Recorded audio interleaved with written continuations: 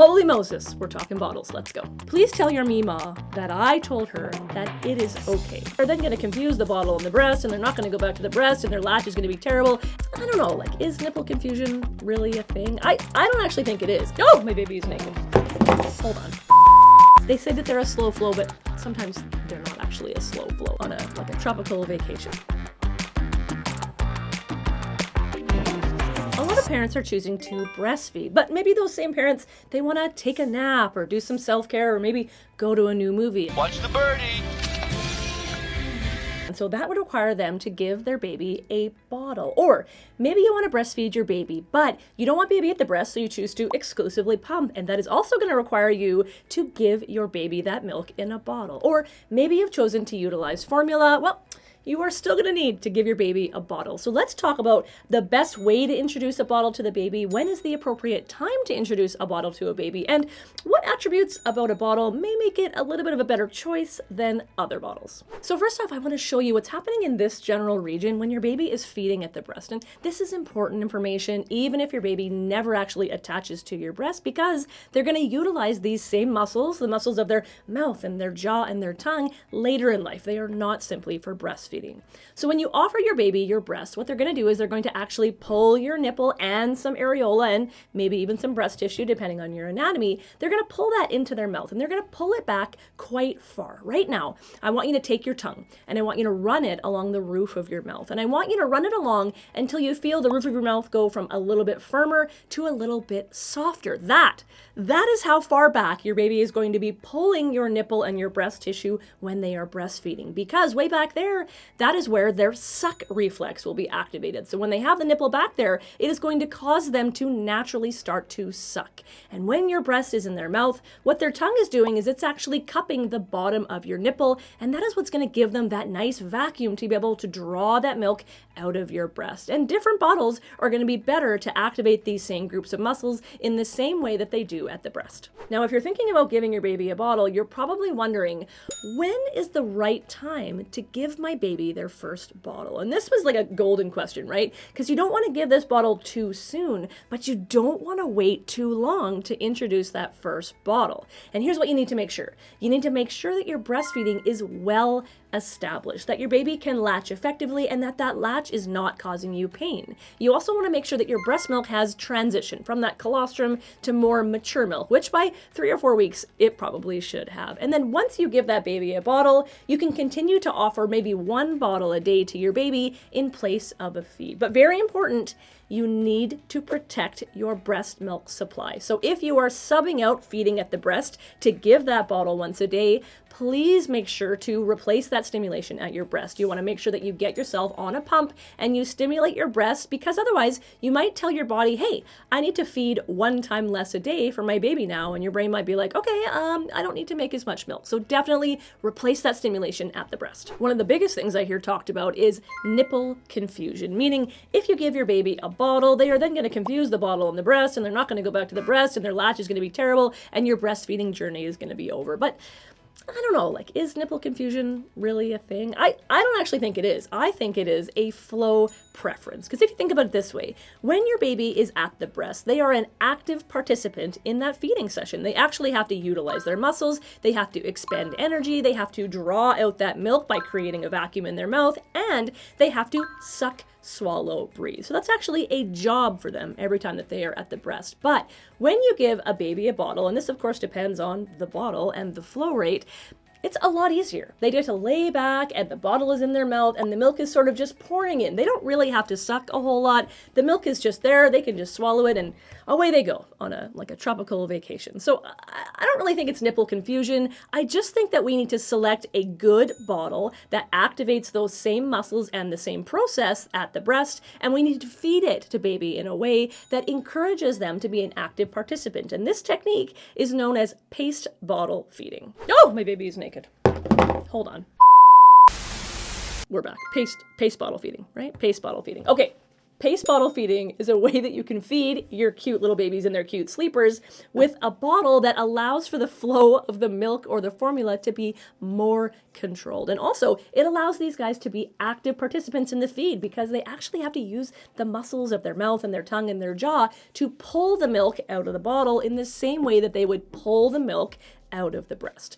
Pace bottle feeding also allows us to reduce the chances of overfeeding their teeny tiny tummies, and it reduces the chances of like reflux or choking on the milk because it's not just pouring in, right? Anyway, okay, there's a couple of positions that you can try for pace bottle feeding. The one that you are more commonly going to see is where they're upright. They're sort of in the semi-sitting position and your hand is behind their head supporting them, and then you bring the bottle in this way. You take the cap off the bottle and then you bring the bottle in this way for the feed. But there's also another position that I actually prefer, and that is side lying like this. And this is more familiar to them because this is likely how you're going to breastfeed. And obviously baby wouldn't be with their feet in your chin. They would be down here, but then you can't see it. So we're just going to pretend for a moment that this is sort of in my lap, and then you can use like a boppy or a breastfeeding pillow to really be comfy and snuggly with your baby, and then the bottle will come in this way. Whichever position you choose, try them both out, see what you like better.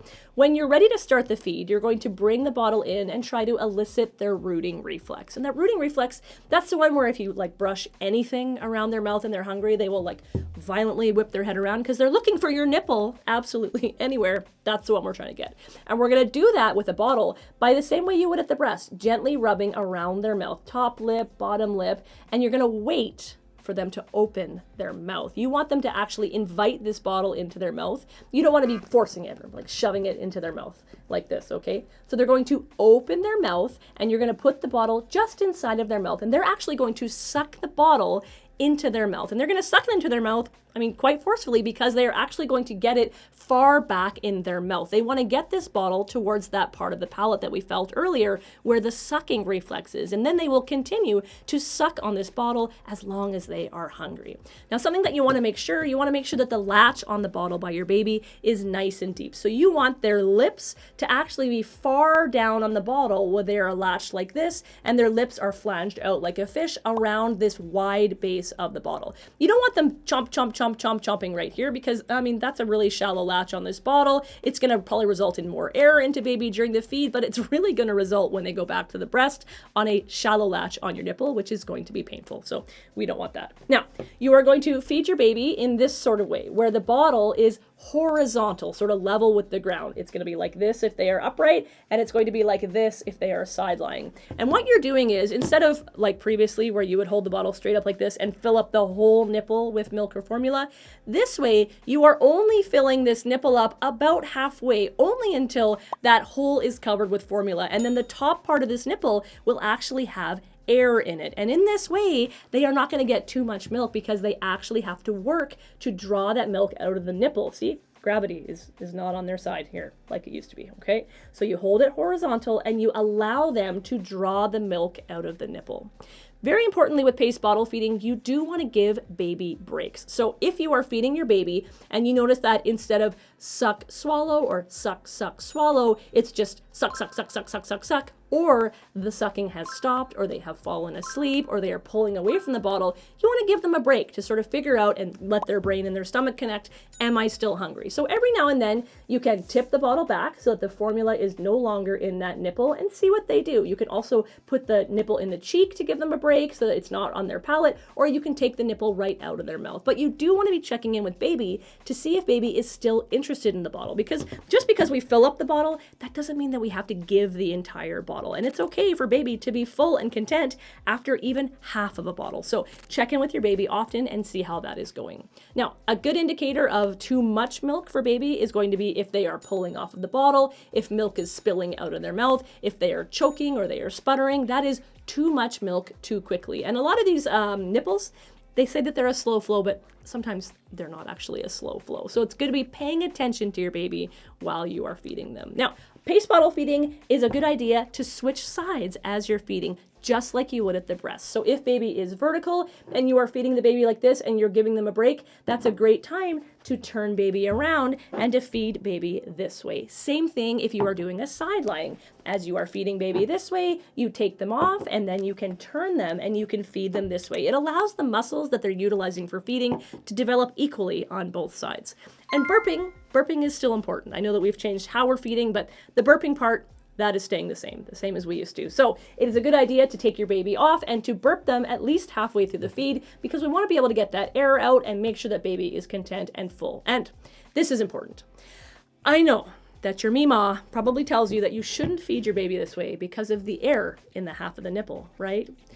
Please tell your Mima that I told her that it is okay. We would rather have air in baby's stomach that we can then burp out of baby instead of having too much milk in baby's tummy and causing them to choke or have reflux or be overfed. So air is totally okay as long as we are consciously taking it out of them by burping them throughout the feed. You might be curious how long this is going to take. And it's true, it is going to take longer to do paced bottle feeding than it would if you just stuck it in like this, completely vertical, and let them just shotgun it like a fluid that is not breast milk or formula. So you are looking at around half an hour for a paced bottle feed. So make sure you budget that amount of time, and make sure, just like with a breast, that you are watching for early hunger cues in your baby so that you can get them latched to the bottle in a nice calm motion like you would at the breast. If this was new information for you, you might want to check out this other video, because there is a ton of things in there that you probably didn't know about your new baby